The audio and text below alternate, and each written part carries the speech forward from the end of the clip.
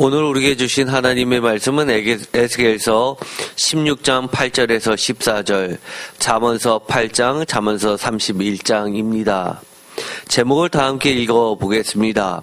하나님의 언약 때문에 완전한 아름다움으로 왕위의 지위에 오른 성도의 정체성. 아멘.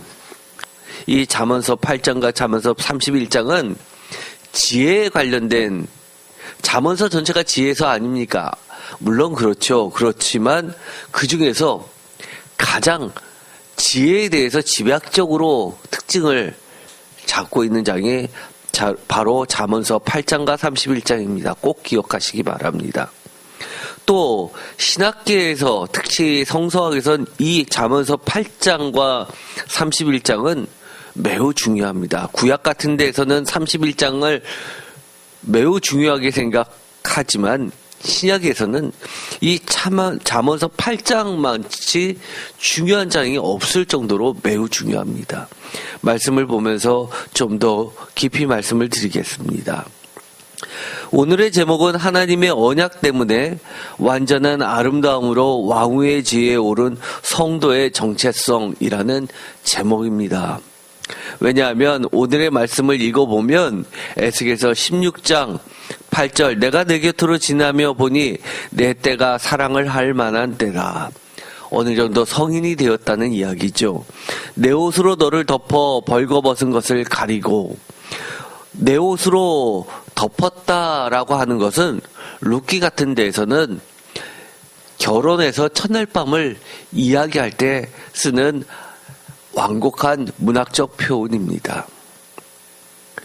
벌거벗은 것을 가리고 내게 맹세하고 언약하여 너를 내게 속하게 하였느니라. 마치 결혼식의 언약식이 생각납니다. 여러분들 다 결혼할 때 목사님 앞에서 결혼 서약식을 다 했죠. 사실은 이 결혼 서약식은 신비로운 서약식입니다.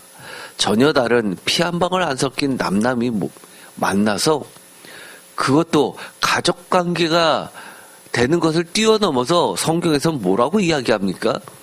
도저히 있을 수 없는 이야기죠. 둘이 한 몸이 되었다고 하는 신비한 서약식입니다.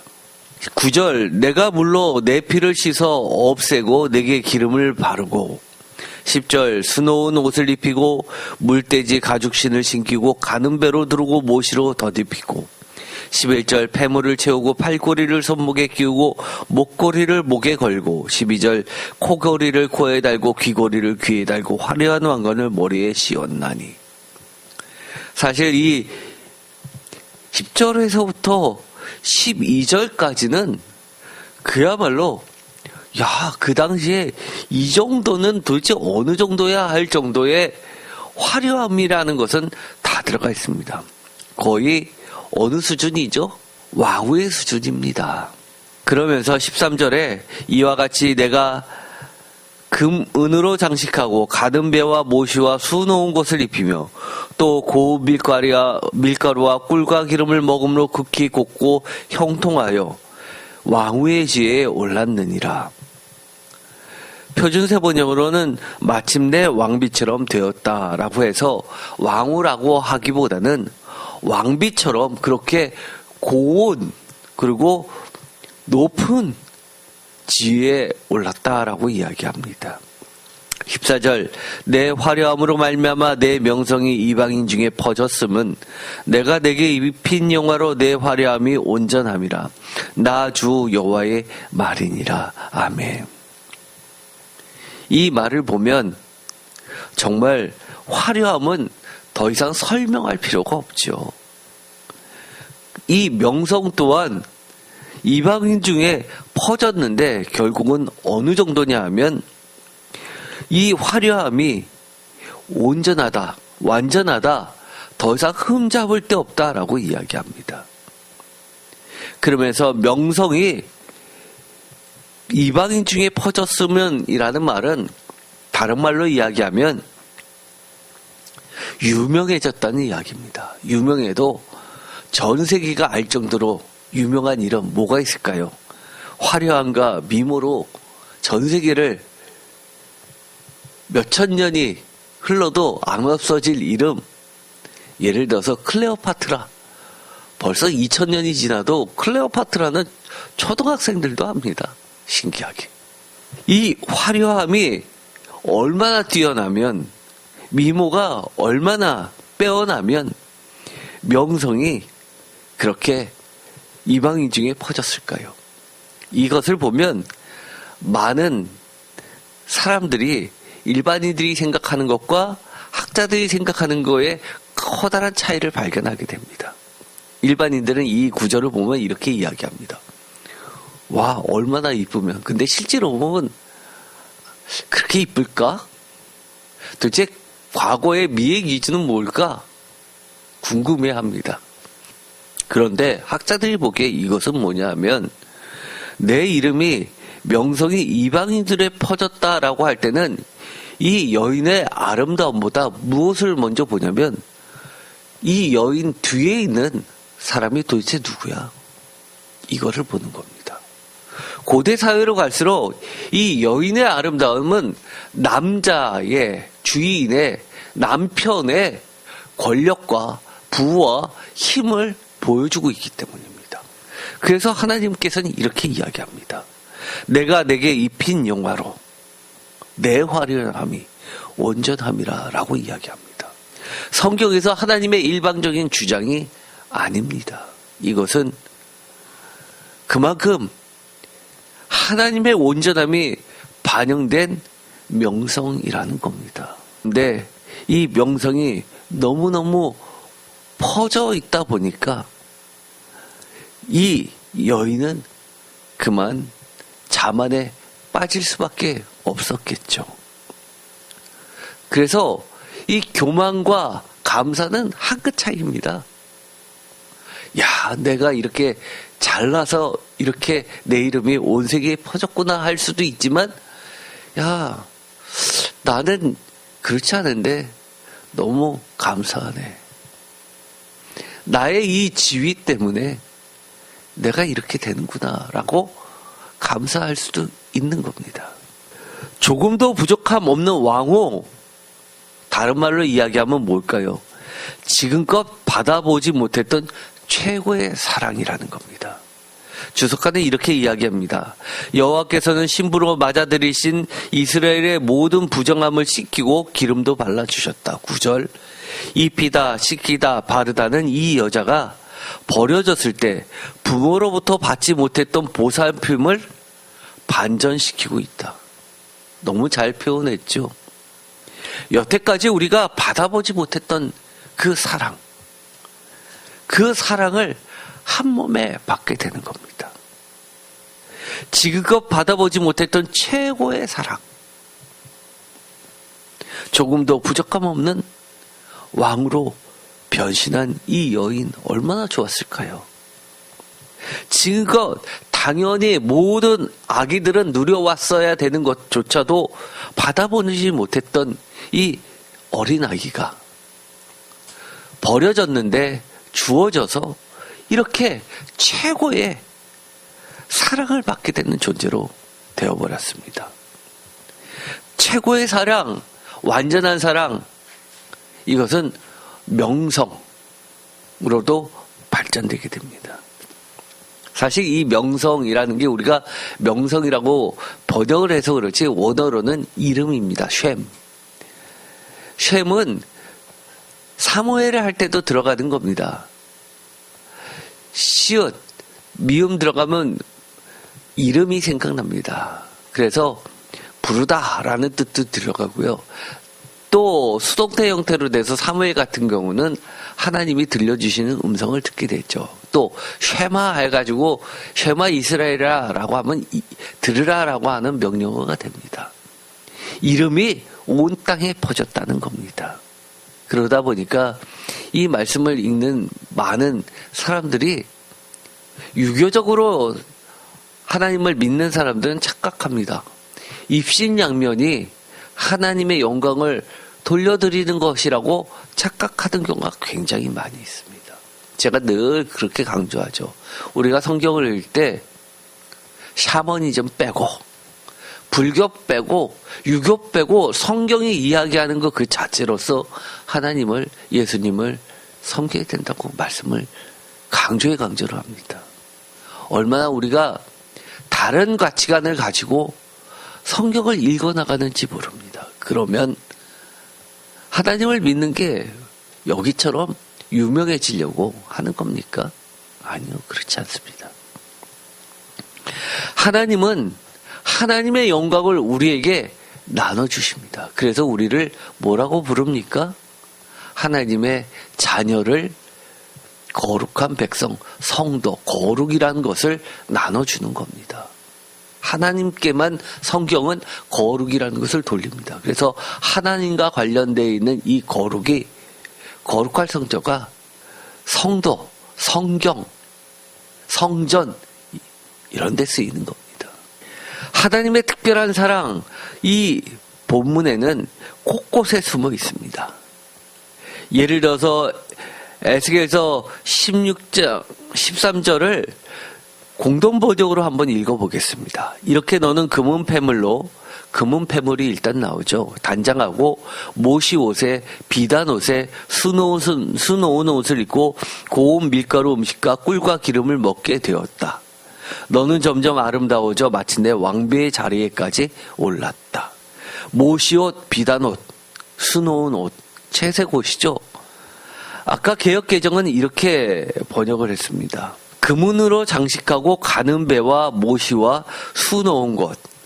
사실 가는 배와 모시는 같은 말입니다. 그렇죠? 그래서 표준세 번역은 이 공동 번역처럼 모시 옷과 비단 옷과 수놓은 옷이라고 번역을 합니다. 비단.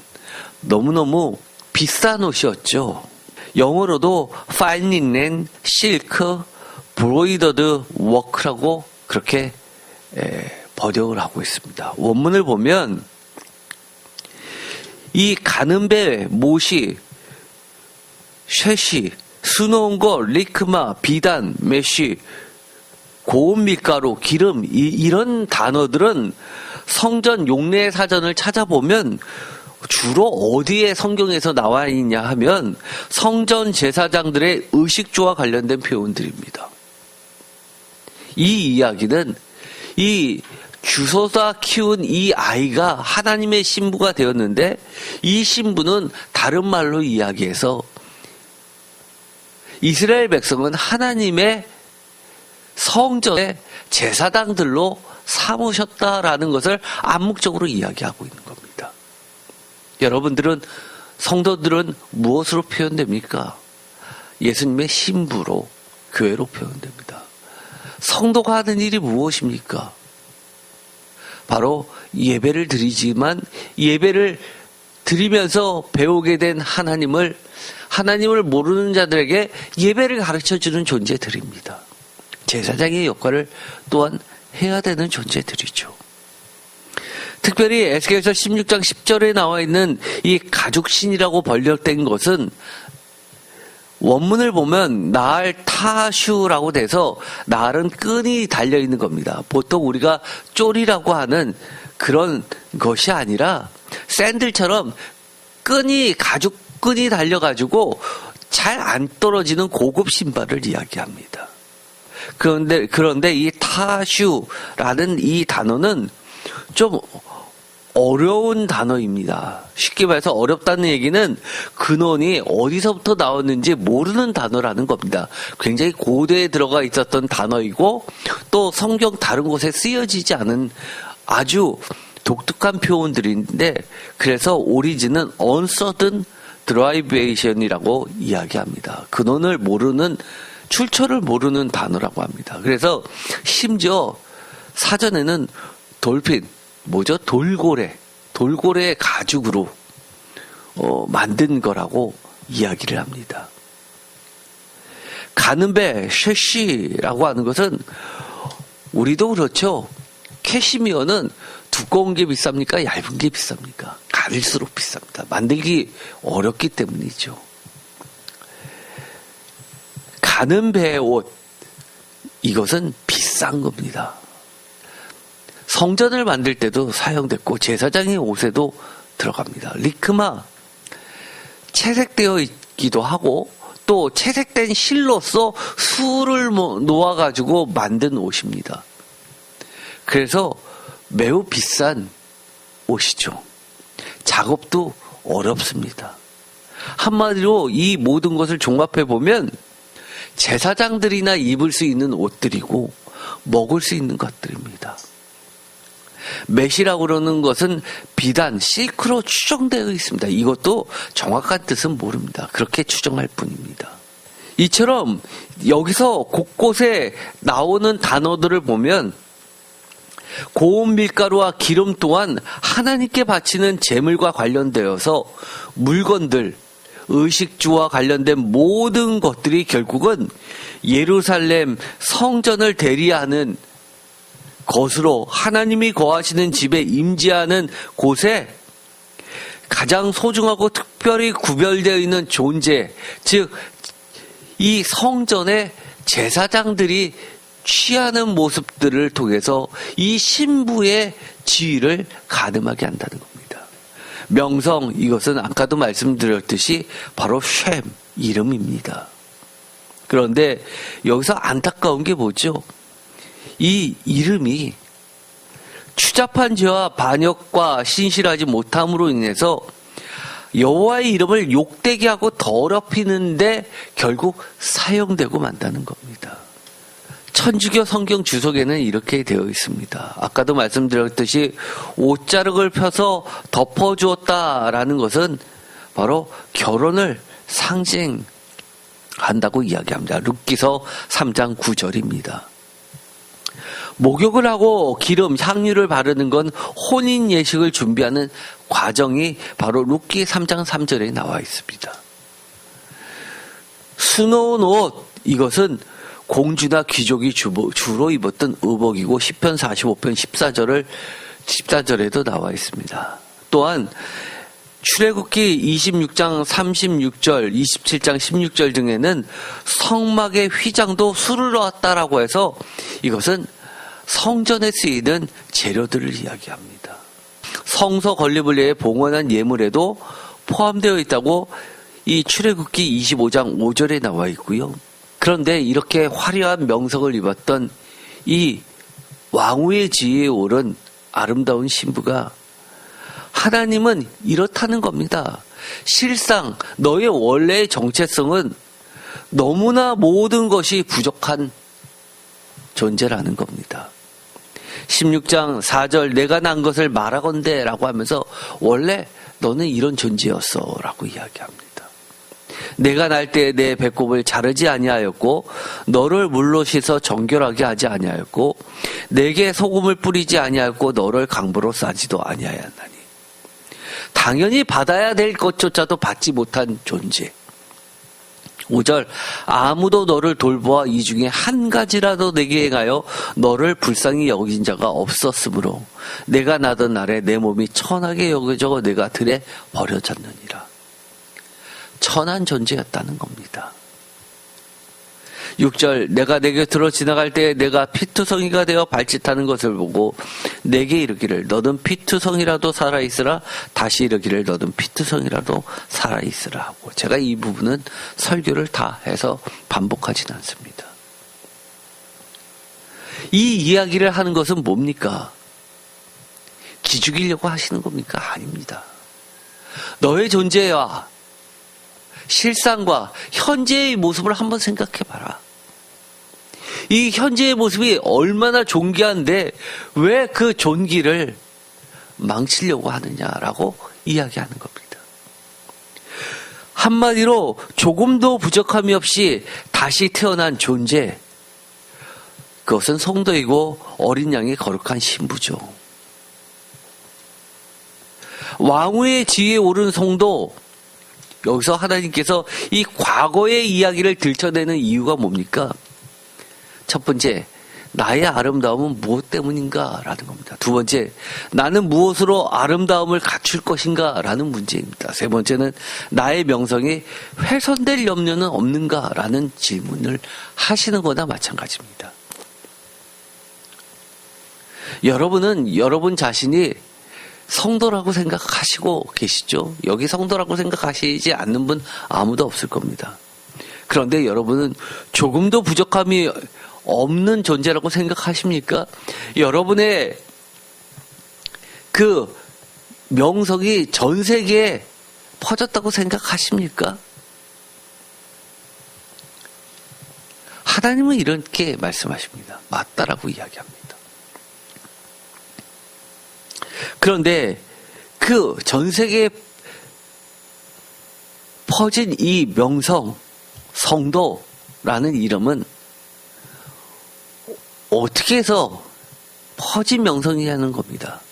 하나님 안에, 예수님 안에, 성령님 안에, 하나님의 약속 안에, 하나님의 말씀으로 그 명성이, 이름이 퍼졌다고 말씀하시는 겁니다. 너가 노력해서, 너가 무엇인가를 이루어내서 그렇다는 게 아닙니다. 왕후의 지위에 오른 이야기는 시편 45편에도 나와 있습니다.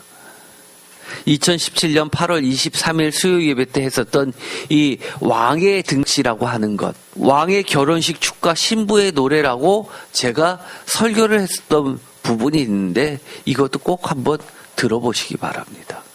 시편 45편 9절, 왕이 가까이 하는 여인들 중에는 왕들의 딸이 있으며, 다 같이 읽겠습니다. 왕후는 오빌의 금으로 꾸미고 왕의 오른쪽에 서도다. 아멘. 여러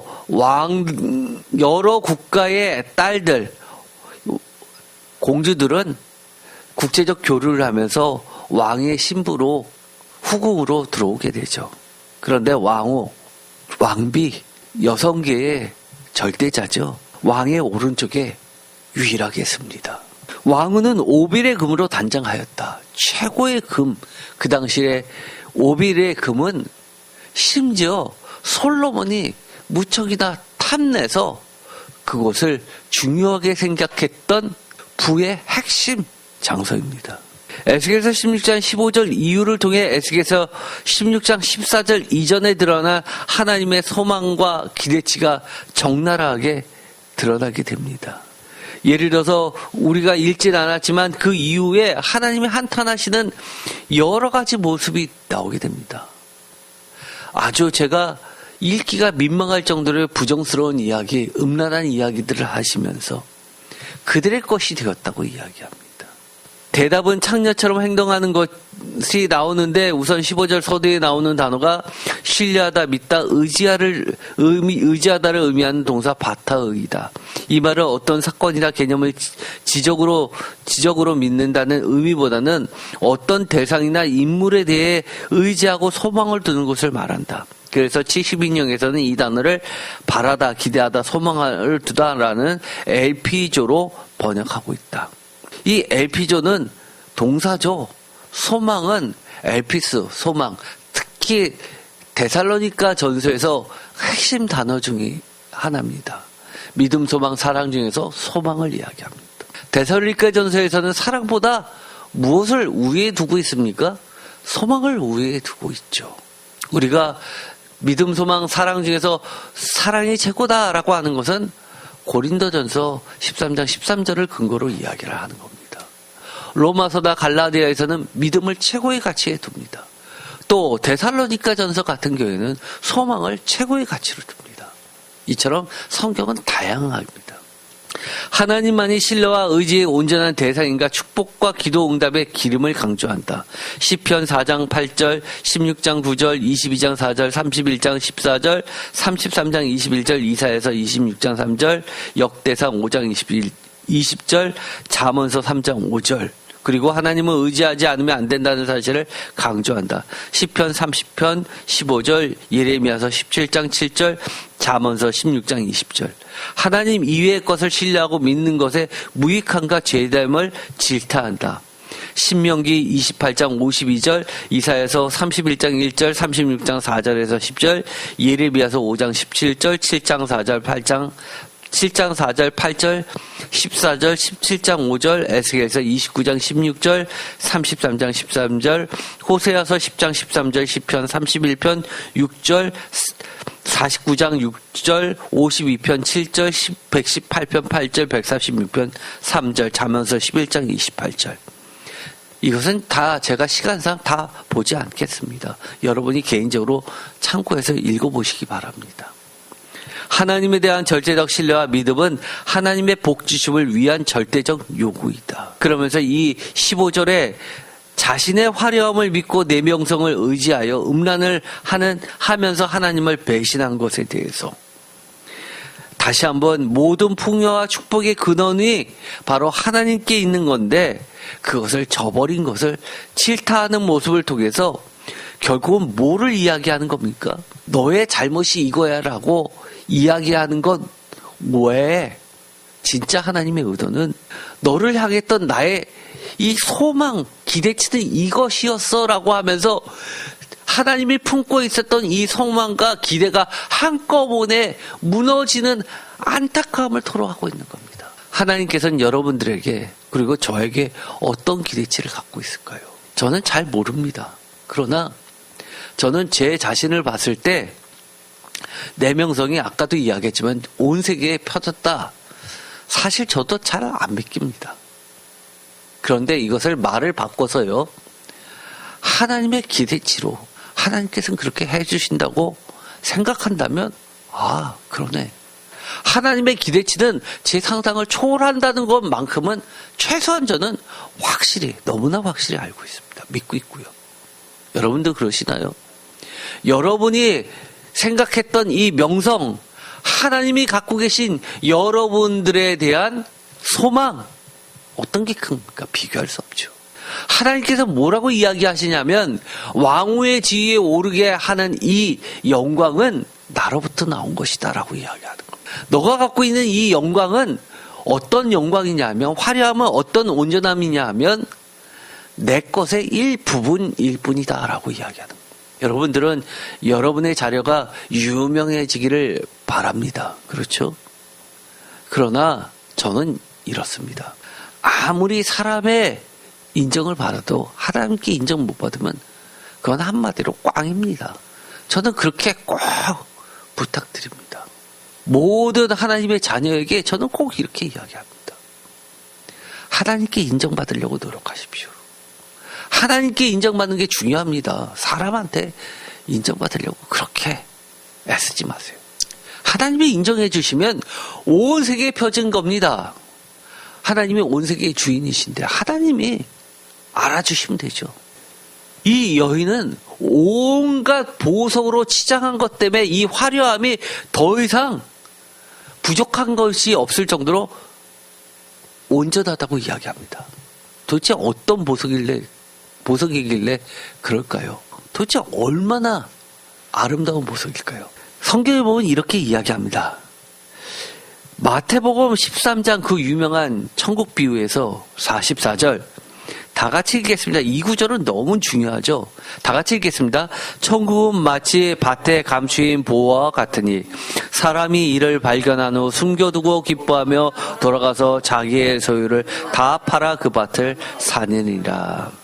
표준세 번역은 마치 밭에 숨겨놓은 보물이라고 이야기합니다. 밭에 감추인 보화, 땅에 감춰져 있는 이 보화가 뭡니까? 천국 복음 하나님 말씀입니다. 그렇죠? 또 이런 이야기가 있죠. 요한계시록 최종적으로 완성될 새 예루살렘 성전의 각종 보석이 나오죠. 요한계시록 21장 16절 그 성은 다 같이 읽겠습니다. 네모가 반듯하여 길이와 너비가 같은지라. 그 갈대자로 그 성을 측량하니 12,000 스타디온이요 길이와 너비와 높이가 같더라. 네모가 반듯하고 길이와 너비가 같고 길이와 너비와 높이가 같더라. 이것은 뭐를 상징한다고 얘기했습니까? 에스겔의 새성전에서도 직사각형이 정사각형으로 바뀌면서 공정을 이야기한다고 했죠. 예루살렘 평화의 도시 또는 이루살렘 공정의 도시, 정의의 도시, 예루살렘 성입니다. 새 예루살렘 성은 17절 그 성곽을 측량하며 144 규빗이니 사람의 측량 곧 천사의 측량이라. 천사의 측량이라고 하는 것은 사람의 줄자로 재지 말라는 얘기입니다. 144. 144가 뭐죠? 12 곱하기 12. 완전수 곱하기 완전수. 18절 그 성곽은 벽옥으로 쌓였고 그 성은 정금인데 맑은 유리 같더라. 19절 그 성의 성곽의 기초는 갈색 보석으로 꾸몄는데 다 같이 읽겠습니다. 첫째 기초소는 벽옥이요, 둘째는 남보석이요, 셋째는 옥수요, 넷째는 녹보석이요, 다섯째는 홍만호요, 여섯째는 홍보석이요, 일곱째는 황옥이요, 여덟째는 녹옥이요, 아홉째는 다망옥이요, 열째는 비치옥이요, 열한째는 청옥이요, 열둘째는 자수정이라. 21절 그 12문에는 12진주니 각 문마다 한 개의 진주로 되어 있고 성의 길은 맑은 유리 같은 정금이더라. 22절 성 안에서 내가 성전을 보지 못하였으니 이것은 에스겔 성전에 무엇을 반박하는 겁니까? 물질적으로 에스겔 성전을 추구하는 자들을 다 없애버리는 겁니다. 에스겔 새 성전은 영원한 예수님의 몸이신 영원한 성전을 이 땅에 성육히 가신 예수님을 보았고 그것을 표현한 것이지 이 땅에 세워질 물질적 성전을 의미하는 것이 아니라고 했습니다. 성전이 보지 못하였고 뭐를 본다고 합니까? 주 하나님 곧 전능하신 이와 어린 양이 그 성전이십니다. 이것을 에스겔이 그렇게 표현한 겁니다. 주 하나님 곧 전능하신 이와 어린 양이 그 성전되는 그 성전을 보면서 네모 반듯한 성전을 그려낸 겁니다. 23절 그 성은 해와 달의 비침이 쓸데없으니 이는 하나님의 영광이 비치고 어린 양이 그 등불이 되심이라. 해와 달도 뜰 데가 없고 하나님의 영광이 빛이 되시고 어린 양이 그 등불이 된다고 이야기합니다. 그러면서 24절 다 같이 읽겠습니다. 만국이 그 빛 가운데로 다니고 땅의 왕들이 자기 영광을 가지고 그리로 들어가리라. 이 구절을 보면 어떤 느낌이 드시나요? 여러분들은 이런 거를 보시나요? 영화 속에서 나오는 것처럼요. 길이 있는데 환한 주변은 다 어두운데 이 길만 환합니다. 그리고 사람들이 환하게 비춰지는 그런 조명이 아주 센 그 길에 화려한 조명이 비춰지는 그 길을 상정하시나요? 이것은 그 빛 가운데로 다니고라는 것은 하나님의 성전과 하나님의 도성에 그 이어지는 모든 도로가 뭐라는 겁니까? 빛이 도로라는 겁니다. 어떤 빛이요? 하나님의 영광, 하나님의 빛, 예수 그리스도의 빛. 다른 말로 이야기하면 뭐죠? 예수 그리스도, 나는 빛이라고 얘기하셨던 예수님의 말씀이 도로입니다. 길입니다. 그래서 구약에서도 그렇죠. 시편 같은 때, 119편 같은 때는 하나님의 말씀이 우리의 발등상에 비치고 또 길도자를 쓰죠. 길이라고 이야기합니다. 요한계시록 21장 16절에서 24절까지는 네모 반듯한 공정한 도시 새 예루살렘 안과 밖으로 이어지는 모든 도로는 빛, 네 발의 등불이며 길이신 하나님과 예수님의 말씀이며 각종 보화가 뭡니까? 밭에 감추인 보화처럼 말씀으로 세워진 하나님과 어린 양의 성전을 이야기하고 있습니다. 여기 12보석이라고 하는 것은 각색의 하나님의 말씀을 이야기합니다. 예루살렘 성전, 또 예루살렘 도시, 이것은 다 무엇으로 만들어진 겁니까? 하나님의 말씀으로 세워진 것입니다. 2세기 때 우리가 요한계시록을 보면 최대의 적이 뭐죠? 우리 교회에서는 흔히들 이렇게 이야기합니다. 요한계시록의 최대의 적은 로마 세력이라고 합니다. 박해를 했던. 그런데 우리가 요한계시록을 이미 다 했죠. 요한계시록에 특히 1장부터 3장까지 있었던 이 교회들을 보면 가장 큰 위협이 뭐였습니까? 로마의 박해 거의 나오지 않습니다. 정황만 나올 뿐입니다. 주로 가장 큰 싸움은 이단과의 싸움입니다. 정통교리와의 싸움입니다.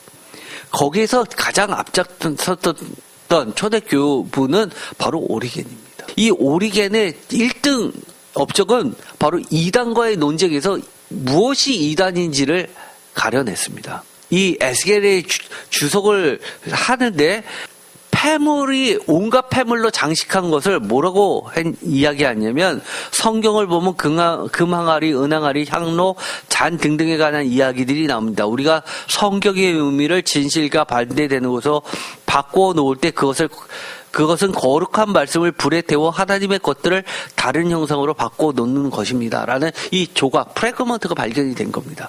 즉, 이 온갖 보석을 뭘로 번역하는 거예요? 하나님의 말씀으로 번역을 합니다. 또, 이 에스겔서의 주석에서 보면은 하나님으로부터 받은 선물을 잘못 쓰는 탕령, 음녀 이야기를 하면서 영혼의 남편은 하나님의 말씀입니다. 그는 아내에게 정결과 정의를 비롯한 온갖 선물을 준 참으로 사랑이 많은 남편입니다. 즉 뭐라는 얘기입니까? 말씀을 보석으로 번역했죠. 해석했습니다. 또 오리겐이 이단과 싸움에서 계속해서 이야기하는 것이 있습니다.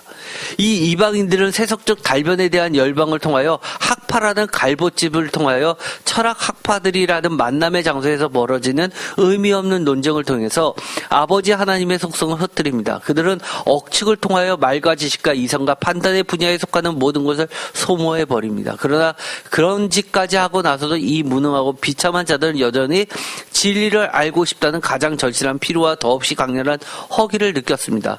철학은 하나님을 찾을 의무를 요구하였지만 배워야 할 그 진리와 관련해서는 아무런 열매를 거두지 못했습니다. 보석을 뭘로 바꾸냐면 말씀, 정통 교리로 보는 겁니다. 또 오리게네스는 이단자들의 가르침 안에서 태어나 이 원칙들을 자신의 신앙으로 받아들이는 이는 누구나 간음자이며 죄인인 예루살렘의 자식들입니다. 또 이단을 가려주는 거짓된 옷, 하나님께서는 우리에게 주신 온갖 아름다운 옷들을 우리가 찢고 잘라서는 사람들을 속이기 위해 거짓 가르침들을 그것으로 둘러싼다면 이는 두말할 것도 없이 우상들을 갖가지 다른 옷으로 덮어 싸는 것입니다. 에스겔서 강해에서 나옵니다. 또 히에로니무스도 굉장히 유명한 교부죠. 우리가 우리의 첫 번째 이단을 분별로 그리고 온갖 도구로 포장할 때 그것은 바로 수놓은 옷들을 가져다 입히는 것입니다. 이단과의 논쟁에서 계속해서 이 에스겔의 오늘의 본문을 가져오면서 아름다운 옷을 입혔다라는 것은 하나님의 정금보다 더 귀한 온갖 폐물보다 더 귀한 완전하고 온전한 하나님의 말씀으로 해석합니다. 잠언서 31장의 현숙한 여인이 뭐죠? 이것은 지혜로운 여인입니다. 하나님의 말씀입니다. 제가 시간상 이 잠언서 31장부터는 제가 다음 시간에 하도록 하겠습니다. 결론만 잠깐 이야기하겠습니다. 여기서도 현숙한 여인, 구약 성경에서는 지혜를 여성으로 표현합니다. 그래서 이 지혜를 여인으로 표현했을 뿐이지 이 잠언서 31장에 나오는 것은 지혜를 이야기합니다. 이 지혜는 진주보다 이 보석보다도 귀하다고 이야기를 하는 겁니다. 이것이 성서의 전통입니다. 그 유명한 이야기죠. 지혜로운 현숙한 여인을 쭉 이야기를 할 때 또 오늘 에스겔서에서 나온 것과 비슷한 이야기를 합니다. 잠언서 31장 22절 그는 자기를 위하여 아름다운 이불을 지으며 세마포와 자색 옷을 입히며 또 능력과 존귀로 옷을 삼고 후일을 웃으며 입을 여며 지혜를 베푸며 그의 지혜로 인애의 법을 말하며 모든 여자보다 29절에 뛰어나다. 30절 고운 것도 거짓되고 아름다운 것도 헛되나 오직 여호와를 경외하는 여자는 칭찬을 받을 것이다. 명성이 땅끝까지 이르게 되죠. 사실 이 잠언서 31장이 왜 중요하냐?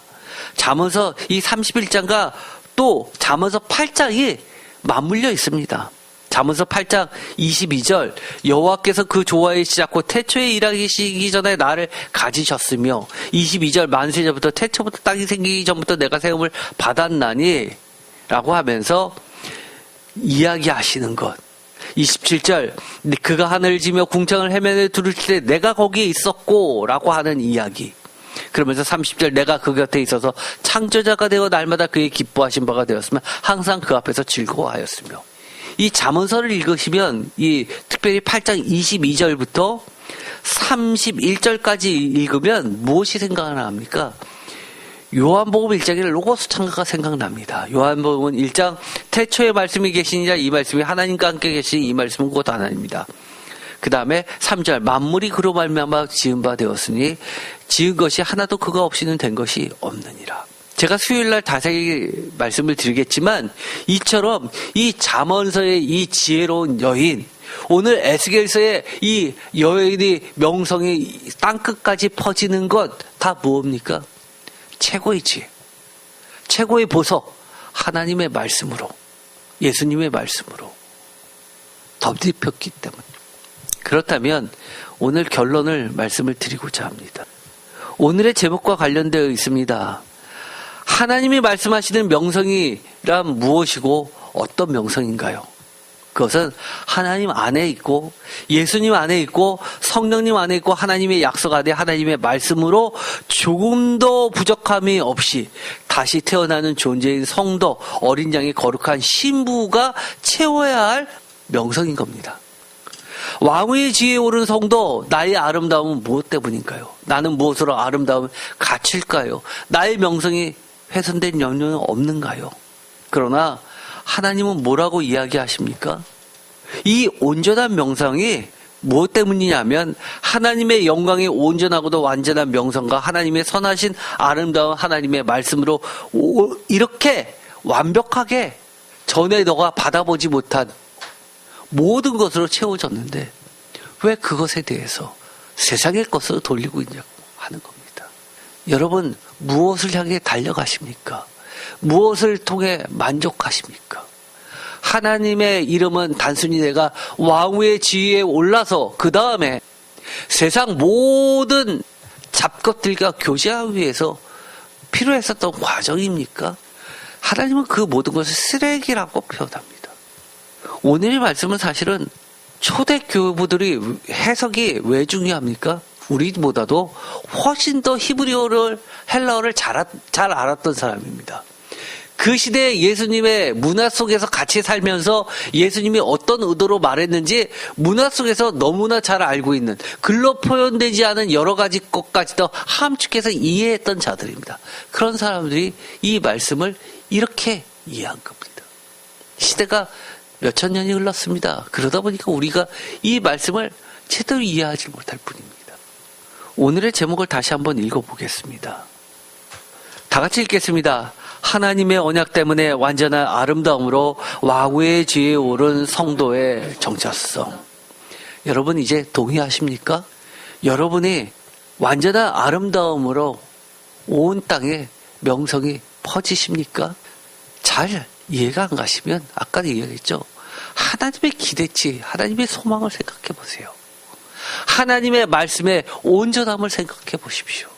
얼마나 부족함이 없습니까? 그렇다면 우리가 당연히 그것은 밭에 감추인 보화를 내 모든 것을 버려서라도 얻어야 되지 않습니까? 오늘의 말씀을 통해서 우리가 다시 한번 하나님 안에, 하나님의 말씀 안에 온전해지는 우리 모두가 되기를 축원드립니다. 기도하고 마치겠습니다. 하나님 감사합니다. 오늘도 에스겔서의 말씀을 통해서 하나님의 소망, 기대를 보게 됩니다. 당연히 받았어야 될 기본적인 사랑조차도 받지 못하고 태어났던 우리들, 버려져 있던 우리들을 하나님께서 선택하여 주셔서 조금도 부족함이 없는 온전한 아름다우신 하나님의 말씀으로 덧입혀 주시고 아름다운 어린 양의 신부, 언약의 백성으로 삼아 주셨습니다. 우리의 이름이 하나님의 기대치만큼 온 땅에 퍼지고 하나님의 영광을 드러내는 자들이 모두 되게 하여 주시옵소서. 주님께서 이 땅에 오신 그 순간부터 이미 천년왕국은 시작되었습니다. 천년 동안 영원히 우리와 함께 다스리고 계시는 그 하나님을 바라보면서 우리가 하나님께서 천국 보화로 입혀주신 그 옷에 그 하나님의 명성에 걸맞게 빛 가운데로 끊임없이 걸어가게 하여 주옵소서. 다른 데 눈 팔지 않게 하시고 하나님께서 입혀주신 그 영광의 말씀대로만 우리가 살아가게 하여 주셔서 결국은 하나님과 어린 양의 품속으로 영원한 성전으로 들어가게 하여 주옵소서. 예수 그리스도의 이름으로 기도드립니다. 아멘.